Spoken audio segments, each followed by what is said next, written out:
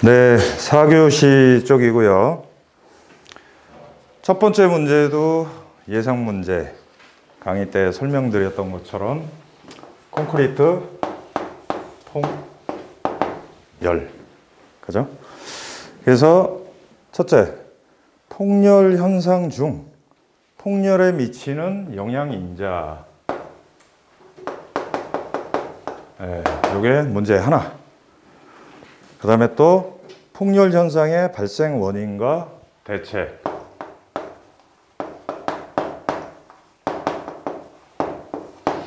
이렇게 나왔고 잘 작성을 하셨죠? 그죠? 자, 그래서 영향인자는 뭡니까? 첫째, 열 변형, 열 응력.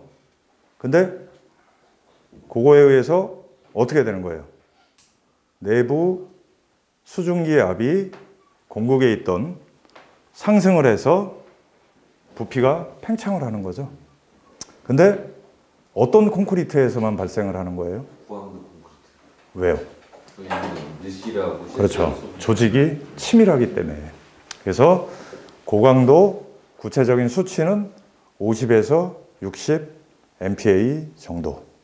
자, 그리고 발생 원인은 지금처럼 외부의 어떤 열 변형에 의해서 내부에 있던 수증기 압이 상승을 하고 부피가 팽창을 하면서 콘크리트 조각이 그 압력에 못 견뎌서 떨어져 나가는 게 통열이다.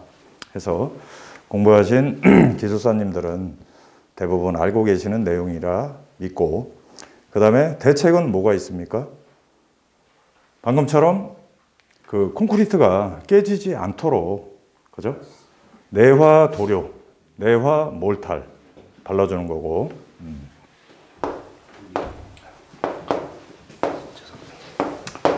자, 결론적으로 이게 보면 화재 쪽에 이제 철골 쪽에도 많이 나오는데, 내화 도료라는 게 뭐예요? 철골에선 내화 페인트.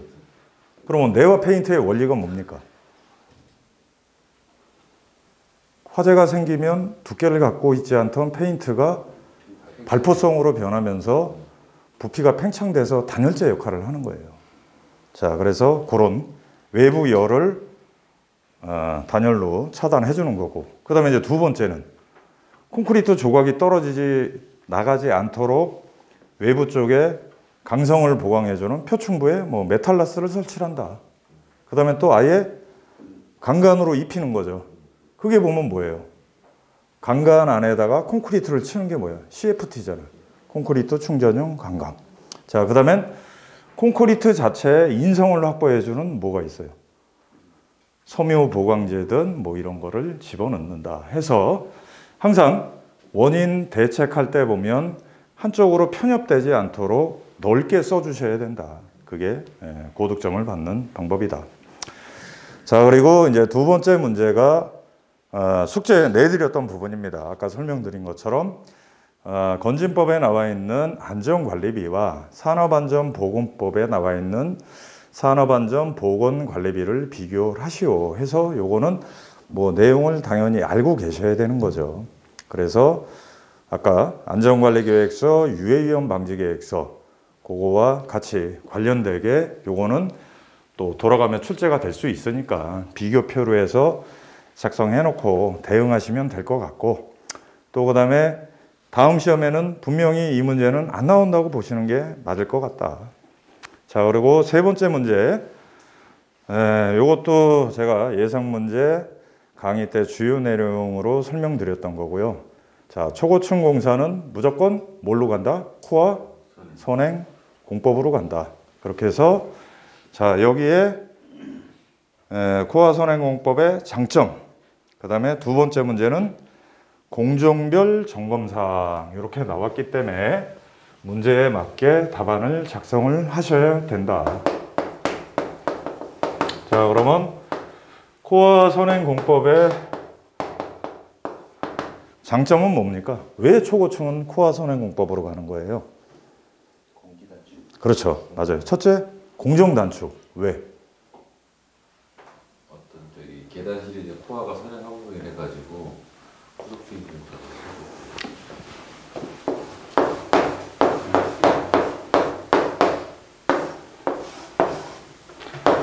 자, 보통 초고층 공사는 코어 부분은 뭐로 가요? RC. 왜? 내진이라든지 내력벽이니까. 그러고 외주부는 뭐? S. 철골. 자, 이거는 왜냐? 초고층의 기준이 뭐라고 했죠? 초고층? 50 이상 200m 이상. 자, 요건 법에 나와 있어요. 자, 그러면 50층 이상이 넘었을 적에는 어느 구조가 유리하다고 그랬어요? 철골 구조. 왜? 왜냐면 경량하고 자재가 경량화가 되고, 그 다음에 초고층으로 갈수록 수평 변이에 대응할 수 있는 그런 부분. 하지만 구조적인 부분 때문에 내부 코어 쪽은 RC 쪽으로 간다. 그러니까 말하자면 결론적으로 SRC 조가 되는 거죠. 자, 그래서 보통 코어 부분하고 외곽 부분하고의 공정을 분리를 합니다. 그래서 코어는 코어대로 여기가 쫓아오든 안 쫓아오든 얘는 올라가는 거야, 계속. 그래서 코어 선행 공법인 겁니다. 자, 그래서 목적은 공정 단축을 한다. RC 부분은 선진행을 한다. 그 다음에 S 부분은 또 어떻게 갑니까? 넓은 현장 같으면 조닝을 나누죠. 그래서 얘가 올라가면 얘는 철골 걸고, 철골 건 데는 또 다음에 데크 깔고 콘크리트 치고 하면서 이런 식으로 간다는 거, 이런 초고층의 공사 계획 개념도 충분히 대비를 좀 하셔야 되는 겁니다. 자, 그리고 RC는 말 그대로 자기 혼자 올라가야 되니까 결론적인 저기는 거푸집, 레미콘 타설, 기타 등등 어떤 시스템으로 구성이 돼요? 자, 여기는 외부 대형 거푸집은 뭐로 가요? ACS가 뭡니까? 오토 클라이밍 시스템. 타워 크레인이나 이런 거 필요 없이 유압으로 자기가 자동 상승하는 거. 그 다음에 레미콘 타설은 뭘로 해야 돼? 50m가 넘으니까 펌프가 직타로 안 되니까, 그렇죠, CPB. CPB는 콘크리트 플레이싱 붐. 자, 저놈도 설치하고 클라이밍 하다가 주저앉아서 사망사고가 많이 발생을 해. 그래서 쟤도 안전 쪽, 가설 쪽 관련돼서 또 다음 시험에 출제가 예상이 됩니다.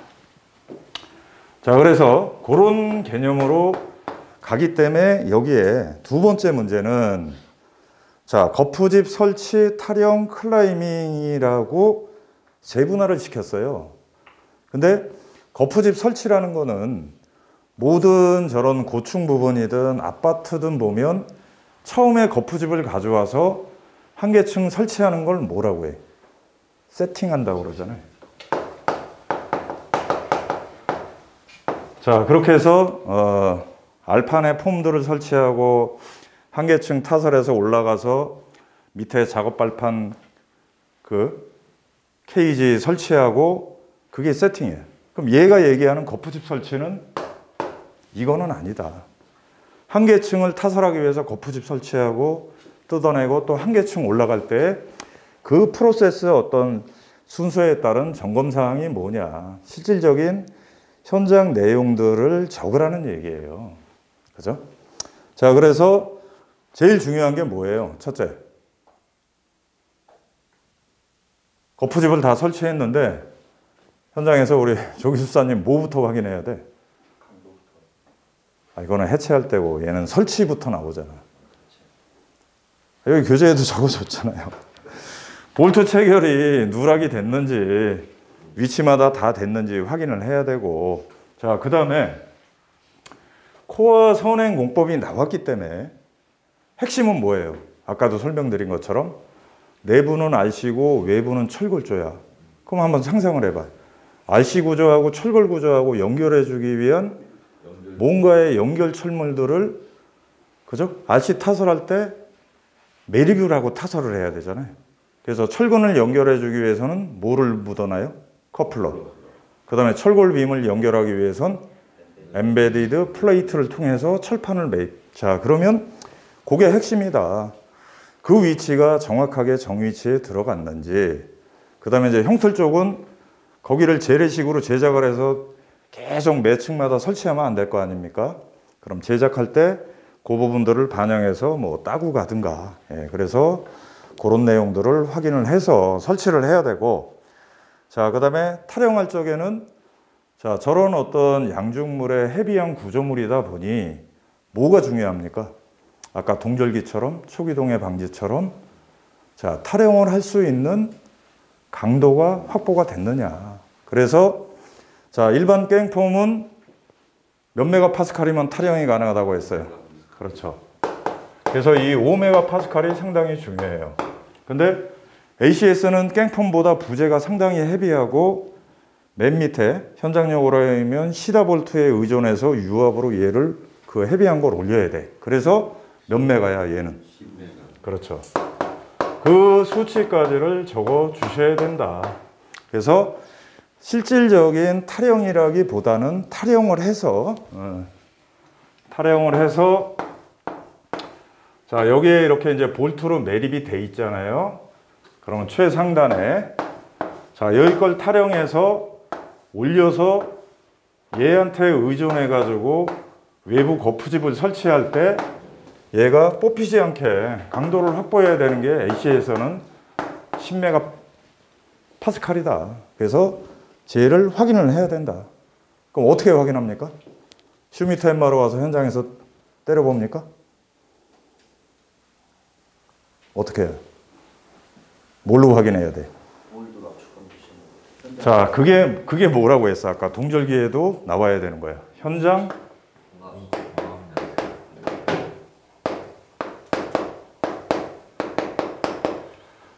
자, 요걸 하기 위해서는 마찬가지 여기다가 이렇게 몰드 갖다 놓고 동일 조건의 양생에서 저놈을 가지고 와서 깨서 10메가 파스칼이 확보됐을 때 올라간다. 그래서 그 내용을 적어 주셔야 된다. 자, 그러고 타령할 때는 어떻게 하면 돼요? 볼트 1단, 2단, 3단 있으면 풀고 싶은 대로 풀면 되는 거죠. 자, 그것도 순서를 지정을 해야 된다. 특히 깽폼에서는 중요하다. 그죠? 깽폼에서는 최하단 볼트는 제일 나중에 풀어야지. 깽폼이 이게 잡아주고 풀고 사람은 나오고 그 다음에 인양하고. 근데 깽폼에서 추락사고가 많이 나오는 게 작업자들 바쁘다 보니까 타워는 잡아주지도 않는데 밑에 것까지 다 풀어버리는 거예요. 그러니까 떨어지는 거라고. 자, 그래서 ACS는 그거보단 낫지만 해체 순서 준수를 해야 된다. 자, 그 다음엔 유압으로 보면 평면이다 보면 유압잭이 뭐 한 20개, 30개가 돼요. 그럼 얘도 올라갈 때 어때요? 속도나 바란스나 압력이나 준수해가지고 가야 된다 해서 이런 내용들로 적어주셔야 되겠다. 자, 그리고 네 번째 문제는 또 방수로 나온 거예요. 아까 이제 복합방수랑 유사합니다. 얘는 뭐라고 했어요? 지붕층 방수라고 그랬어요. 지붕층. 그러면 재료는 아까 설명드린 것처럼 복합방수. 그게 아니면 비노출 우레탄 방수. 네, 그거로 좀 많이 가는 거고.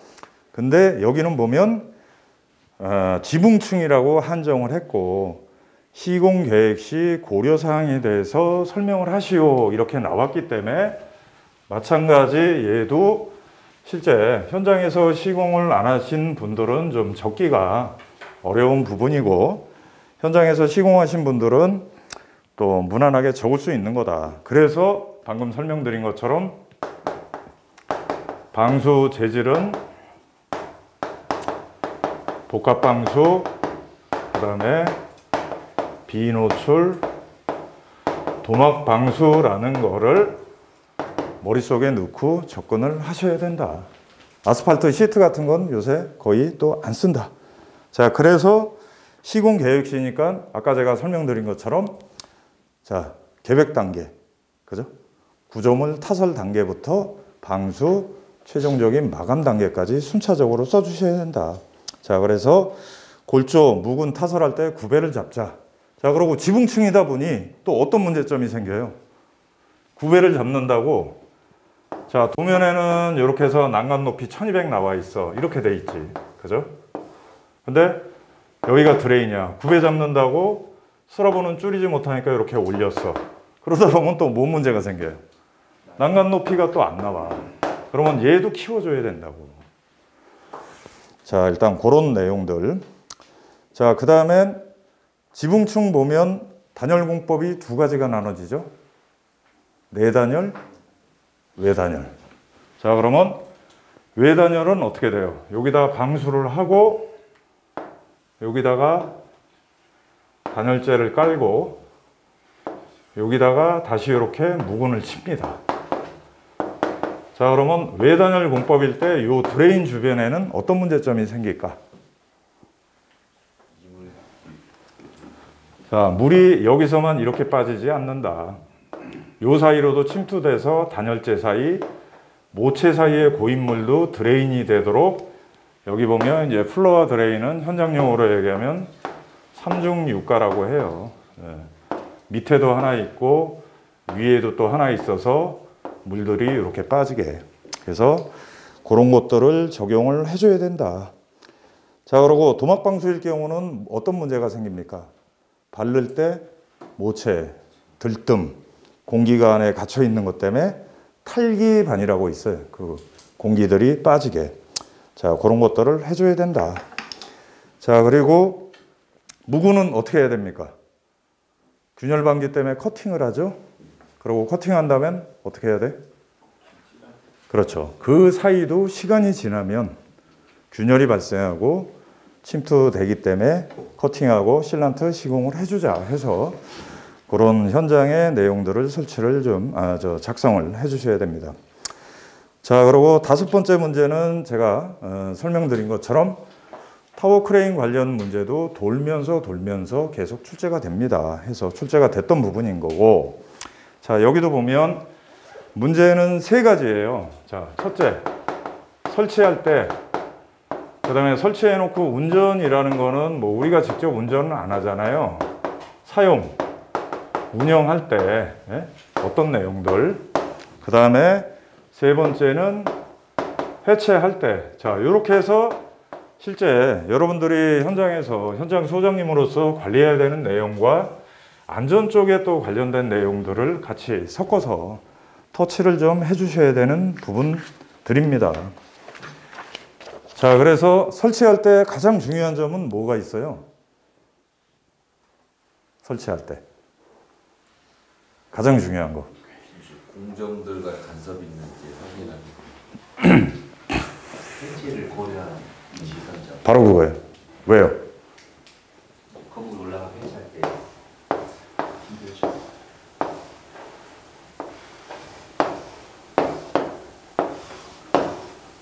자, 만약에 이제 건물 배치가 이렇게 됐어.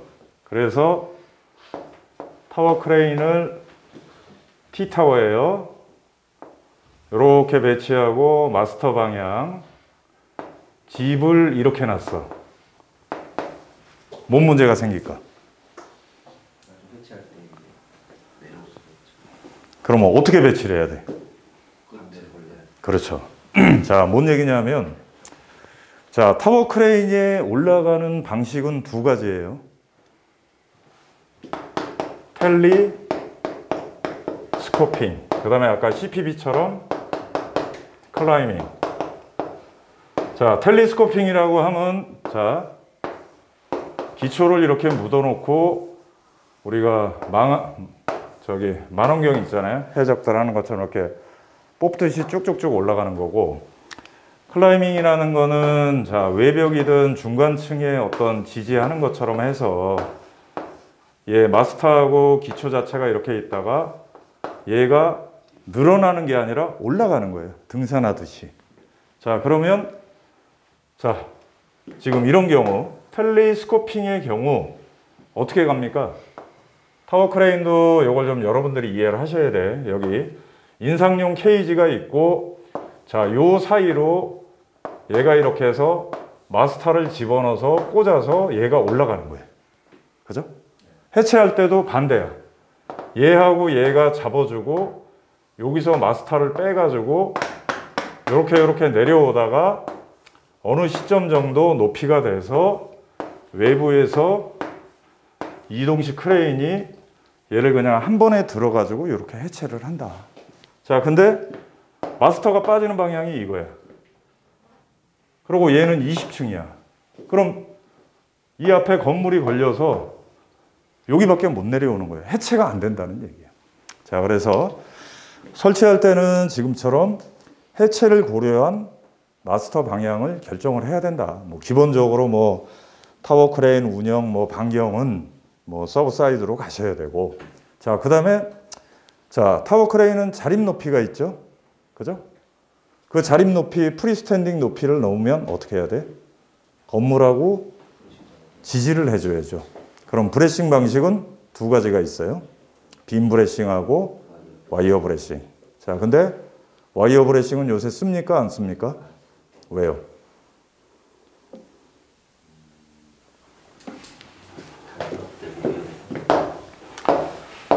자, 이렇게 잡아주면 지점이 네 가지가 인장력이 밸런스를 이루어줘야 되는데, 만약에 바람이 불어서 진동이 생겨서 얘는 당겨주고 얘는 느슨해지면 바로 자빠지기 때문에 와이어 브레싱을 지향하자라고 적으시라, 그 얘기. 빔 브레싱으로 무조건 간다.